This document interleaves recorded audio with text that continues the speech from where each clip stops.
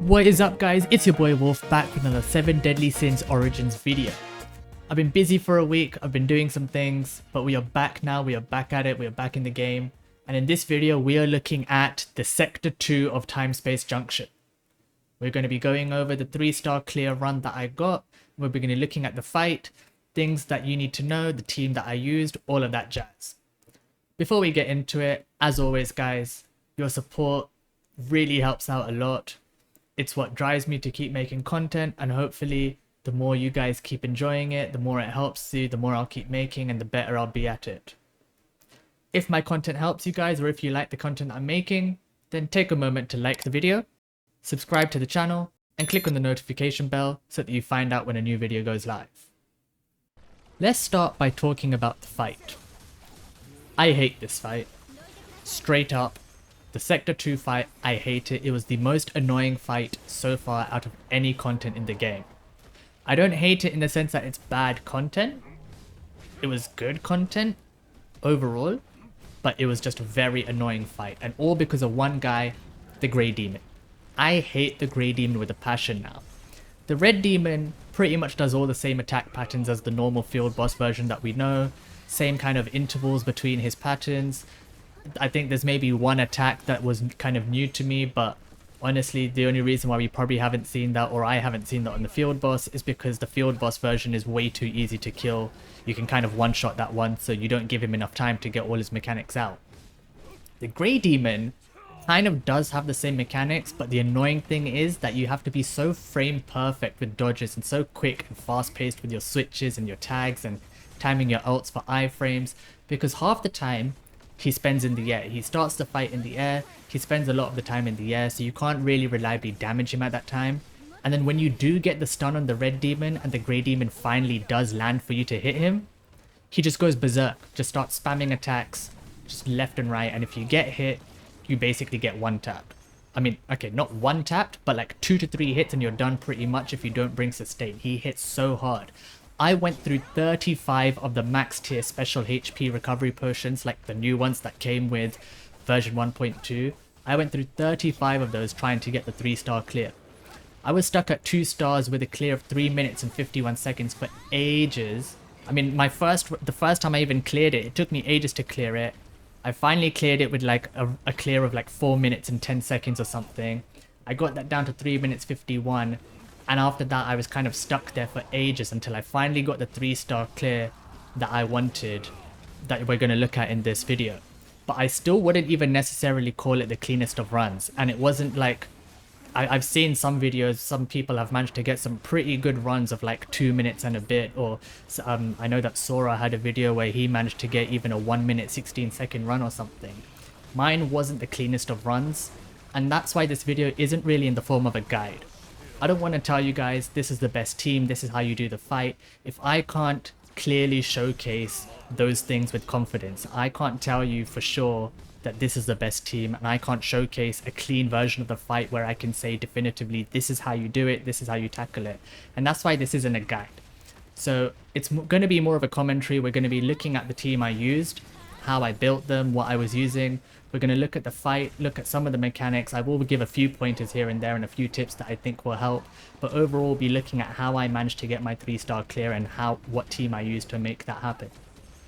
A few disclaimers. I'm just going to get this out of the way now. My Escanor is 10-10. This is not a showcase to say like, hey, this is a free-to-play friendly team, or this is a team that even free-to-plays can use or whatever. I'm not trying to show that. My Escanor is 10-10.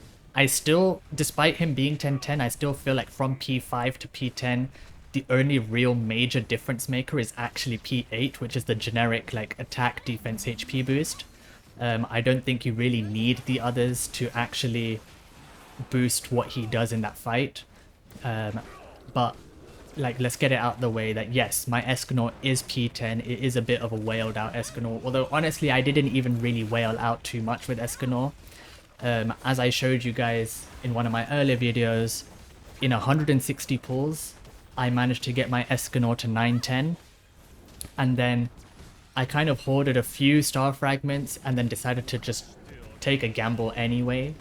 And I did like an extra couple of multis, and at 35 out of 80 on the pity, I won the 50-50 and I got the 10th potential for my Escanor.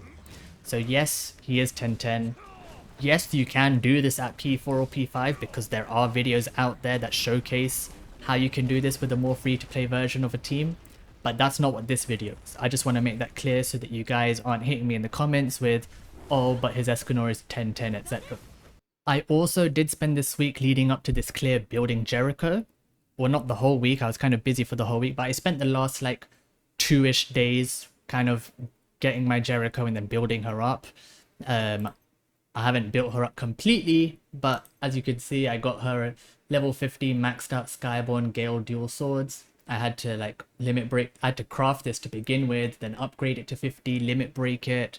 I just threw 2 random like level 1 weapons in the other slots. As you can see, I gave her the burst, crafted burst set of accessories. I crafted her engraving, maxed that out, got all her potentials done. I mean her mastery, so that I could get the potentials as well. Because like I mentioned in one of my other videos, as you can see, if we go to the skins, I did what I was planning to do is I got the skin bundles. I cleared out the skin banner for Escanor so that I could get the axe and the other Lion Sin of Pride skin. And then with the tokens that gave me, I managed to come into here and grab the regular SSR hero selection ticket. So I used that to get the Jericho and then just used the excess to grab some platinum ingots. Now, did I need Jericho for this fight like I initially thought and planned? No, not at all. She's not even on this team. The team that I used in the end to get my fastest runs did not even use Jericho. Do I regret getting her? No. Because now with the addition of Jericho, I have every SSR currently in the game. And that makes my account pretty future-proof because she probably will be more useful later on.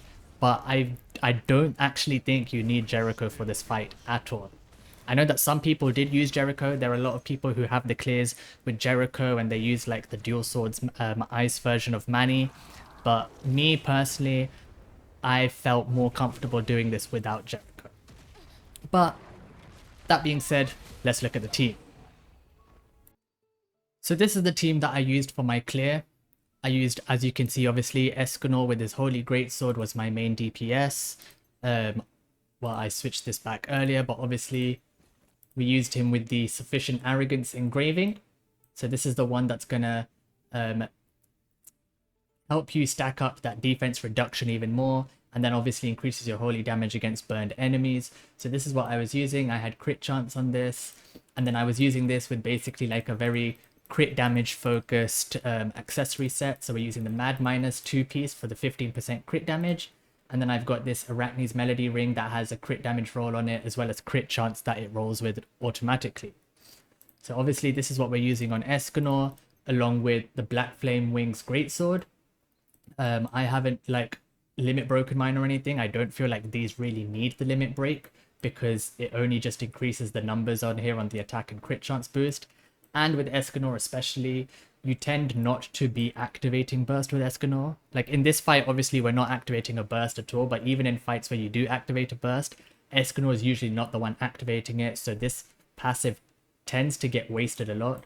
But it's there for the high base attack, and obviously I've got these rolls on it. It's not the most ideal, but the normal attack damage I do actually quite like, because you do obviously normal attack a lot with Escanor to get the burn stacks up. Then the rest of the team, we used Gila with her shield spec, and this was basically my form of sustain in the fight. And honestly, that's the only thing that I kind of prepped with Gila. I was still using the Rapier's engraving on her because I haven't crafted the one for her shield spec. I was also still using the burst one because I didn't bother to think about this. Honestly, this wasn't even an intentional thing that I did. It was only after I cleared my run and I looked at the team that I realized that I hadn't changed this at all. So she was using her burst set with her Rapier engraving, and the only thing I used her for was just to have the shield spec so that I could just bring her in every so often and put the barrier up, because you take so much damage in this fight. If you don't have any sustain at all, you are gonna suffer. You do need some form of sustain, whether that's getting barriers or whether that's using healing. A lot of people do use Tiore, and honestly she might be the better option, I just haven't touched my Tiore at all. I haven't built her up in any way. Like, she has a purple engraving. I haven't touched her masteries. So I didn't want to waste time trying to build up Tiore, especially after I spent so long building Jericho, when I could just throw in Gila and use the barrier. So that's what I did for my sustain on this team. Then the next unit is obviously the standard. We used Lightning Spec Daisy. We're using her for the crit. Obviously, she's giving us the crit resistance down. She's giving us the crit damage. We don't really ever drop the plants in this fight. And I don't really use her ult either. And then we're using her with her new engraving that came out with 1.2, which has the sprouting seed effect, increases allies' crit chance, and then allied heroes crits on an enemy with reduced crit resistance decreases their crit defense. And this is important. Honestly, I didn't even play optimally to trigger this every time, but this is important because Daisy's auto attack, her normal attack, puts electromagnet on them, which reduces their crit resistance. And so as long as you do that first, then every time you crit, you're reducing the crit defense. And it's important because the red demon in this fight has incredibly high crit defense. So if you don't have a way to reduce crit defense of the red demon, then you'll actually end up doing less damage when you crit than if you didn't crit at all. If you crit in this fight, if you crit on the red demon and you don't lower his crit defense, then you're actually reducing your damage than if you don't crit at all. That's how high his crit defense is. So you're using Daisy for this. Another option, a free-to-play option that a lot of people use is Hauser, because I haven't built it, but I think is it this one? Or it might be this one. I think it's this one. One of these engravings basically has an effect where when you use the special attack, then at a level 1 effect on the engraving, it reduces the crit defense by 40% for like 10 or 15 seconds or something, which is a really big crit defense drop and a really useful one to have. So some people did use that. Obviously, I use Daisy. Her engraving gives me the crit defense down. She gives me crit chance. She gives me crit damage. She lowers crit resistance. She does it all. So that's what I was using. And then finally, I used Manny with her holy spec. So this is what I was using. And obviously we were just using this again. I mean, I could have even been using the other one because I did build the other one. Because I did try a few runs with the dual swords ice spec. And I know a lot of people did use this spec and clear it using dual swords ice Manny with Jericho, because her ultimate on this build on the dual swords is pretty good for that team, because she does the frostbite and she decreases crit defense, and she has like some dot damage in there somewhere as well, I think, considering that the other engraving does decreases dot interval. But I don't know if it's because I'm not used to using that build, or I'm not used to using Jericho, or what, but I didn't feel that comfortable with using the dual swords Manny. I didn't like it too much. And also another thing is that with the holy version of Manny, obviously you get this Draco Priestess blessing, which increases your magic charge and efficiency by 25%. In this fight, like I mentioned at the start of the video, when the Grey Demon lands, he spams attacks non-stop, and you take so much damage if you get hit by those. And you don't always have enough stamina, depending on how your stamina management is. You don't always have enough stamina to reliably dodge every single one. So one of the ways to avoid a lot of that while still trying to like progress the fight is by throwing out ultimates in quick succession, just to get the iframes from when you throw the ultimate out. And to be able to get enough ult points to do that, to have the ult points to throw those 2 or 3 ults when the Grey Demon lands, the holy version of Manny really helps make sure that you generate the ult points for that. You definitely want to try and be using like Escanor's greatsword ult when they land as well. You'll see that when we do the fight later on. You want to make sure that you have at least ult points to throw this ultimate out when the Grey Demon lands, so that you can kind of explode both the Grey Demon and the Red Demon at the same time. So that's the team I was using. That's the build. Like I said, Manny's using her normal engraving. In terms of her accessories, actually in terms of Daisy's accessories as well, both of them I'm using the 2-piece HP set, which you get from Galland. And then on Daisy, I'm using this Corrupted Watcher's earring. I'm not using it for any special reason other than that it gives me magic charging efficiency. And then I like this piece on her because it also has a really high lightning burst efficiency. So that's just a nice addition for Daisy. It doesn't have any relevance in this fight, but this earring does give me magic charging efficiency. So I use that with the ring and the necklace for the 2-piece HP. And then on Manny, similar setup. We're using the 2-piece HP from Galland over here. And then on her ring, I'm using the Crimson Flame Oath ring that you get from the Gila fight. That gives you magic charging efficiency, and then mine also rolled dot efficiency as well. And then if you do use a Manny ult and you proc this, it does give you burn as well from that, which can be work in some ways, but I didn't really use that in this fight. I don't think I've ulted with Manny, but we'll see in a second when we go into the run. So without further ado, let's look at the run. Okay, so this was the run, guys. I got barrier up with Gila first, open up with Daisy to get the crit damage buff, get electromagnet and first strike, and then we ran into the center to then drop everything down with Manny. But like you can see already, a lot of it is just dodging the Grey Demon. You're looking for those open moments when you can get some free damage on the Red Demon early on. Like when the Red Demon does his big Fire Breath attack like you saw me do earlier there. That's a good time. As long as the Grey Demon is not throwing anything at you, that is a good time to try and get some damage out.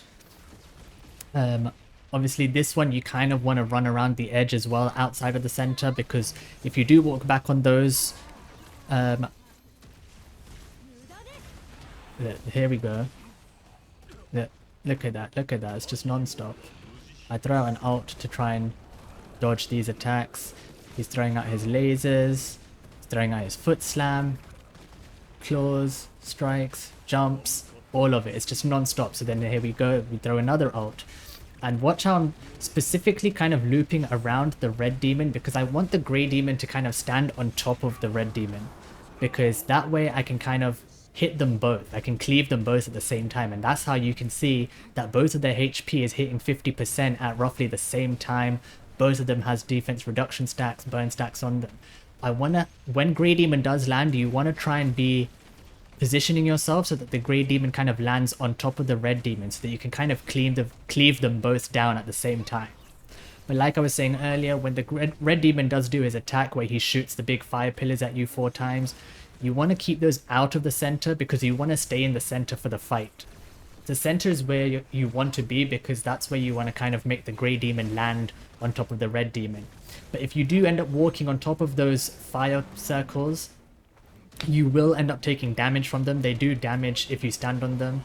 I ended up dying to a run because I accidentally walked on one. So that's just a point I'm saying. Try and keep those out of the center. Again, landing in the center, or roughly in the center, trying to keep these two on top of each other, trying to cleave them with Escanor. As you can see, this isn't clean. I'm struggling to dodge. My HP set from Gallant, that one has a really nice effect, obviously, of the barrier triggering if you take damage when you're below 50%. So that is a good set to have if you can get it. Again, here we go. I'm kind of trying to cleave them. I finished off the Grey Demon, and then I just have to finish off the Red Demon, and that's it. Now, when it comes to finishing these two, I mean, ideally you want to finish them at the same time, but if you do end up being in a situation where you're probably going to finish one before the other, you want to make sure that it's the Red Demon that, the Grey Demon that you finish first. You will kind of struggle if the Grey Demon is the one, if the Red Demon is the one to go down first, because from my experience, the Grey Demon doesn't come down straight away. There we go. Just over 3-minute clear. It wasn't very clean. I mean, I had very low HP. It took me... I had 1 potion in that fight. I used it. I used Gila for barriers. But honestly, it seems... Did I even switch back to Gila that much? It didn't seem like it. But that's the fight, guys. That was my 3-star clear. So that was the fight, guys. That was my 3-star clear. Let me know what your thoughts are on this fight. How have you guys fared with it if you've started to tackle it? Are you struggling with it? Did you struggle with it as much as I did? What teams did you use? What were your times? Let me know. You guys are probably better than me at the game, so you probably have much better clear times or much cleaner runs. Let me know down in the comments below, guys. And as always, thanks for watching till the end. Like the video, subscribe to the channel, throw us some support. We're grinding hard to get to 1k subs. I've been Wolf. Peace out.